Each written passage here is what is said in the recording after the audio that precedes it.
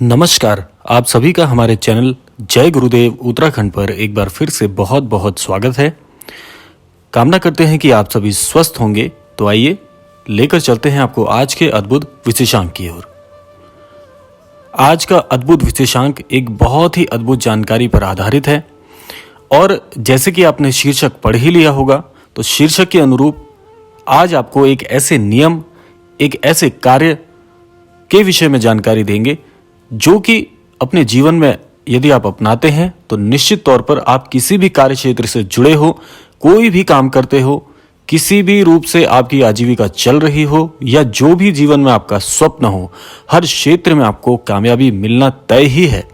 हर क्षेत्र में आप कामयाब होंगे, हर क्षेत्र में आप उभरेंगे और निश्चित तौर पर आपका प्रत्येक कार्य बड़ी सफलता के साथ में आगे बढ़ेगा। तो आइए बिना देर किए हुए लेकर चलते हैं आपको आज की उस अद्भुत नियम की ओर, आज के उस अद्भुत कार्य की ओर। देखिए, जीवन में कौन नहीं चाहता कि हम अपने जीवन में खूब तरक्की करें, जीवन में खूब आगे बढ़ें, जीवन में बहुत कामयाब हों। हर किसी का ये स्वप्न होता है कि हम जो भी कार्य करें, जो भी हमारी मनोइच्छा हो, वह हमारी हर मनोइच्छा की तरह पूर्ण हो। और ऐसा होना भी चाहिए, क्योंकि जीवन में जिस व्यक्ति का कोई लक्ष्य नहीं होता, जिस व्यक्ति के पास किसी भी तरह का कोई स्वप्न नहीं होता, जीवन में वह कभी आगे नहीं बढ़ पाता। क्योंकि समस्या यही होती है कि जीवन में जब तक कुछ निर्धारित ना किया जाए, बिना निर्धारण के जीवन बहुत ही कमजोर हो जाता है और जीवन में कभी भी किसी प्रकार की कोई उन्नति की राह दिखाई नहीं पड़ती है। अब देखिए, महाराज जी ने यूं तो सफल होने के लिए बहुत से नियम बताए हैं, बहुत से कार्य बताए हैं जिससे जीवन में आप सफलता को प्राप्त कर सकते हैं। महाराज जी कहते हैं लोभ, लालच, काम और किसी प्रकार के दुर्व्यवहार को जीवन में नहीं रखना चाहिए। लेकिन महाराज जी इसके साथ साथ यह भी कहते हैं कि जीवन में कभी भी किसी से ईर्ष्या रखनी नहीं चाहिए। जीवन में कभी भी ईर्ष्या यदि आप किसी से रखते हैं तो आप स्वयं को नकारात्मक स्वरूप से जोड़ रहे हैं।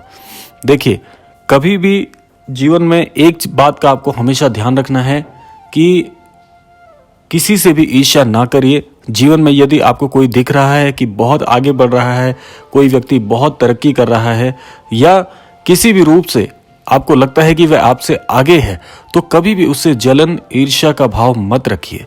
क्योंकि ईर्ष्या का जो भाव होता है वह नकारात्मकता से उत्पन्न होता है और नकारात्मकता से उत्पन्न होने वाली कोई भी वस्तु, कोई भी चीज, कोई भी प्रभाव कभी आपको सकारात्मक परिणाम नहीं दे सकता। देखिए, ईर्ष्या करना और किसी की निंदा करना दोनों एक साथ जुड़े हुए हैं। जीवन में यदि जब किसी से आपको ईर्ष्या होती है तो सदैव आप उसको निंदनीय दृष्टिकोण से देखते हैं और सदैव उसकी निंदा के लिए लगे रहते हैं। और यही प्रभाव जो होता है आपको नकारात्मकता की ओर ले जाता है। क्योंकि जैसा मैंने आपको बताया, किसी से ईर्ष्या करना एक नकारात्मक प्रभाव है और नकारात्मक प्रभाव पर जितना आप कार्य करेंगे, जितना उसको बल देंगे, वह उतना ही आपके जीवन में नकारात्मक परिणामों को लेकर आएगा। तो इसीलिए कभी भी जीवन में ईर्ष्या का भाव मत रखिए। ईर्ष्या का भाव रखने वाले व्यक्ति के साथ क्या होता है, जब आप किसी के साथ ईर्ष्या रखते हैं तो आपका सामाजिक जो व्यवहार है वह तो प्रभावी होता ही है, वह तो इससे बहुत ज़्यादा प्रभावित होता है। क्योंकि जब आप किसी की निंदा करते हैं या कभी किसी से ईर्ष्या करते हैं तो समाज में आपकी जो छवि है, आपका जो परिचय है, वह ऐसा ही बन जाता है कि वह व्यक्ति तो दूसरों की निंदा करता है, दूसरों से ईर्ष्या करता है, सदैव दूसरों से जलता है, दूसरों की तरक्की को देखकर बहुत ज़्यादा चिढ़ता है। तो ऐसा आपका व्यवहार समाज में तो बन ही जाता है, साथ साथ आप अपने जीवन में भी उलझनें खड़ी करनी शुरू कर देते हैं। वे कैसे? जब आप किसी से ईर्ष्या करते हैं तो आपका जो मन होता है वो बहुत चिड़चिड़ा हो जाता है, आपको जलन महसूस होती है और यह जलन आपके लिए कभी भी अच्छी नहीं हो सकती। क्योंकि इससे आपके मन में चिड़चिड़ापन आता है और उस चिड़चिड़ेपन से आप जो भी कार्य करते हैं, उस आवेशवश वह आपके सारे कार्यों को खराब कर देता है। इसीलिए कभी भी देखिए, ईर्ष्या मन में आना कोई गलत बात नहीं है। यह एक प्रभाव है, यह एक मानसिक तत्व है जो कि आपके असफलता से उत्पन्न होता है। जब कोई व्यक्ति जीवन में आपसे आगे बढ़ता है और आप स्वयं को असफल या असहाय सा महसूस करते हैं तो यह ईर्ष्या का भाव मन में उत्पन्न हो जाता है। इसमें आपका कोई भी प्रभाव नहीं है, इसमें आपकी कोई गलती नहीं है, क्योंकि ये एक प्रकार का मानसिक भाव ही तो है। लेकिन अब हमें करना क्या चाहिए? अब हमें क्या उपाय करना चाहिए जिससे हम कभी भी किसी से ईर्ष्या न कर पाएं? अब तक आपको यह तो समझ में आ ही गया है कि ईर्ष्या करना, दूसरों से जलन रखना, दूसरों से जलना बहुत बुरी बात है।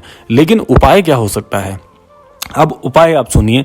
उपाय यह है कि जब भी आपको लगता है कि कोई आपसे आगे है, आपसे ज़्यादा सफल है और मन में ईर्ष्या का भाव उभर रहा है, तो सबसे पहले यह सोचिए कि वह आपसे आगे है, आपसे ज़्यादा सफल भी है, तो इसका मतलब वह एक सकारात्मक प्रभाव में अपने जीवन का यापन कर रहा है। तो आप जितना ज़्यादा उसके सफल जीवन को देखकर, यानी कि आप उसके लिए निंदा का भाव रख रहे हैं, उसके लिए ईर्ष्या रख रहे हैं, यानी कि आप उसकी सफलता से चिढ़ रहे हैं, आप उसकी सफलता यानी उसके अच्छे प्रभाव से, उसके सकारात्मक दिनों से आप चिढ़ रहे हैं, यानी कि आप अपने लिए भी सकारात्मक प्रभाव को नकारात्मक बना रहे हैं। इसके पीछे यह एक बहुत बड़ा कारण है। यह आपको समझना चाहिए कि उसकी सफलता यानी कि वह है तो सकारात्मक प्रभाव, आप उसकी सकारात्मकता से चिढ़ रहे हैं, यानी आप भी अपने जीवन में उस सकारात्मकता को धकेल रहे हैं आगे की ओर। आप नहीं चाहते कि सकारात्मकता आपके जीवन में आए, क्योंकि अच्छे दिनों को यदि आप कोसेंगे, चाहे वे उसके हों या अपने हों, आशय तो यही है कि आप अच्छे समय को, अच्छे सकारात्मक प्रभाव को बहुत ज़्यादा उस सकारात्मक प्रभाव के लिए नकारात्मकता उत्पन्न कर रहे हैं, यानी कि यह बहुत ही एक गलत प्रभाव है। ऐसा जीवन में जब आप करते हैं तो आप कभी भी सफल नहीं हो सकते। यह बात आप निश्चित तौर पर मस्तिष्क में रख लीजिए। अब आपको क्या करना है? आपको यह करना है कि जब भी आपके मन में ऐसे नकारात्मक प्रभाव आते हैं तब आपको अपने मन को बहुत शांत कर लेना है। उस समय में कभी भी मुख से कोई गलत वाक्य नहीं बोलना है। इससे आपको बचना है सदैव। जब भी आप ऐसे नकारात्मक बातों को बोलते हैं तो आप अपने जीवन में उस नकारात्मक बात को स्वयं आकर्षित कर रहे हैं। इसीलिए कभी भी ऐसा मत करिए। मन को शांत कर लीजिए और ईश्वर से मन ही मन प्रार्थना करिए कि हे प्रभु, हे परमेश्वर, हे गुरुदेव, हे महाराज जी, जैसे आज इस व्यक्ति के जीवन में सफलता के दिन आए हैं, ऐसे ही सफलता के दिन मेरे जीवन में भी बहुत शीघ्र आप मुझे प्रदान करिए। मुझे भी ऐसा ही सफल व्यक्ति बनाइए। मेरे जीवन में भी ऐसे सफल पड़ावों को, सफल आयामों को प्रस्तुत करिए महाराज जी। ऐसे आपको एक छोटी सी प्रार्थना मन में करनी है।